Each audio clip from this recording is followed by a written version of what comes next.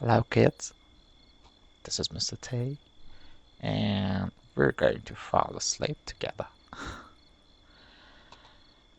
Today I brought a German story. The name is Golden Goose. So please, close your eyes, listen to me, and let's fall asleep. Once upon a time, in a quiet little village, surrounded by dark forests and rolling green hills, there lived a poor woodcutter and his 3 sons. The eldest 2 sons were strong and proud, always showing off their skills with an axe. The youngest son, however, was small, quiet, and not very strong. Because of this, his brothers often made fun of him and called him Simpleton. "You are too big to chop wood," the eldest brother would say.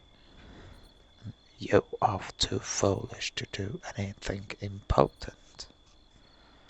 The second brother would laugh.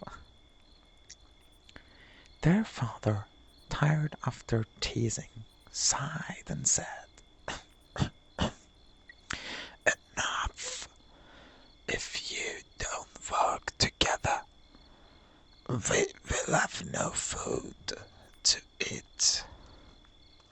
And tomorrow, one of you must go into the forest to chop wood."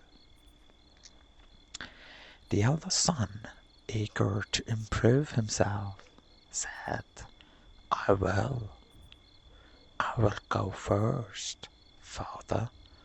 I am the strongest." And so, the next morning, he took an axe and a small loaf of bread and marched into the forest. As the eldest son walked through the towering trees, he came across a small, frail old man with a long white beard. The man looked hungry and tired. "Good day, young man," the old man said. "I have not eaten in days. Would you share some of your bread with me?" The eldest son scoffed. "Why should I waste my food on a weak old beggar? I need it for myself." The old man frowned but said nothing. He simply nodded and disappeared into the shadows. The eldest son continued walking and soon reached a large tree. He lifted his axe, ready to swing, but before he could, his arms froze. No matter how hard he tried, he could not move his hands. He stood there, unable to move, until night fell. By morning, he had to return home, empty-handed and humiliated. The second brother's turn came. The next day, the second son laughed at his brother and said, "You are weak. Let me show you how it's done." With his axe and a fresh loaf of bread, he set off into the forest soon. He to meet the same old man. "Good day, old man."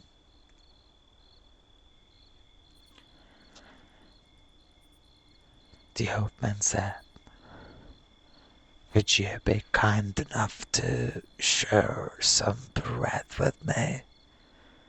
The second brother snorted. "Why should I give my food to you? find your own bread. The old man sighed and disappeared once again. Like his brother before him, the second son found a large tree and lifted his axe. But suddenly his legs locked together. He wobbled and fell straight to the ground, stuck in place.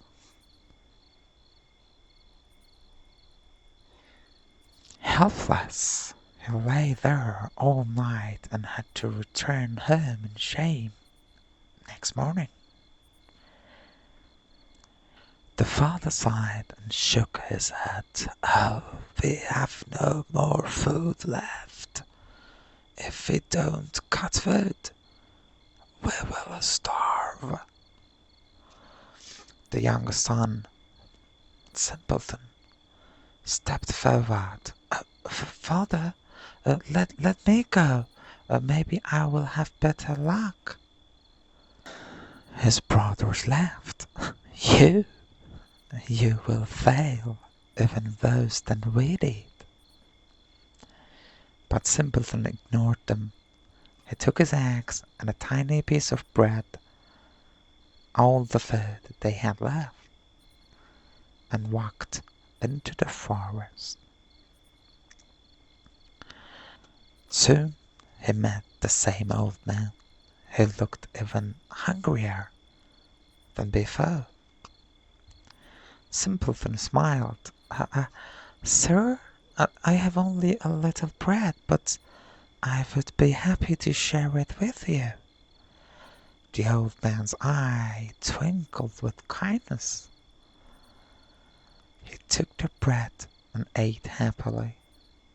"Oh, thank you, my boy," he said. "Because you have a good heart, I will reward you. Go to that big tree over there and cut it down. Inside, you will find something special." Simpleton nodded and hurried over to the tree. He swung his axe, and unlike his brothers, he had no trouble at all. The tree fell, and inside its trunk he saw something shining like the sun. It was a beautiful golden goose. Simpleton gently picked up the golden goose and decided to take it home. Along the way, he stopped at a small inn for the night.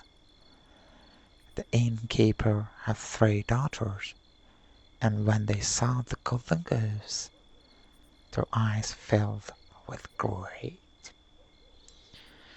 "If I could have just one golden feather, I would be rich," said the eldest daughter. She reached out to pluck a feather, but the moment she touched the goose, her fingers stuck fast to its feather. The second daughter laughed. "You are so foolish," she said. "Let me do it." She grabbed her sister's arm to pull her away, but now she was stuck too. The third daughter, seeing her sisters frozen in place, shouted, "You two are ridiculous. Let me fix this." She grabbed the second sister's hand, and of course, she got stuck too.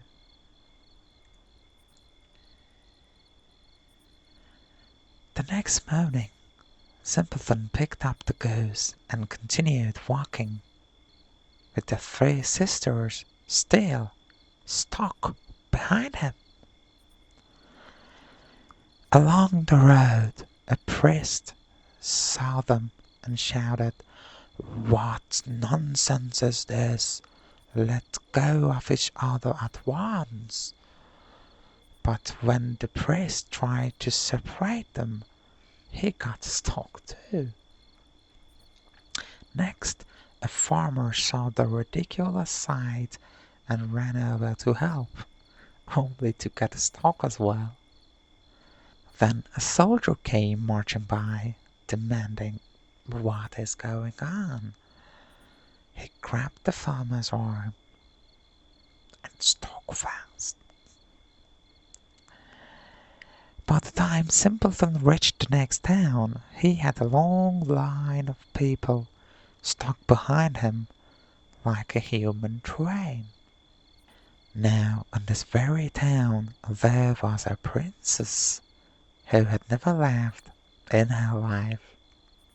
The king was desperate and promised, "Whoever can make my daughter laugh will win her hand in marriage." Simpleton arrived at the palace gates with his ridiculous parade of stuck people. When the princess looked out her window and saw the goose leading a chain of flailing, panicked people, she burst into laughter for the very first time in her life. The king was overjoyed.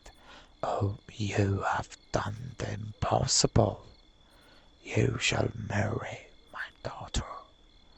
And so Simpleton became a prince, not because of his strength or being rich, but because of his kindness and good heart.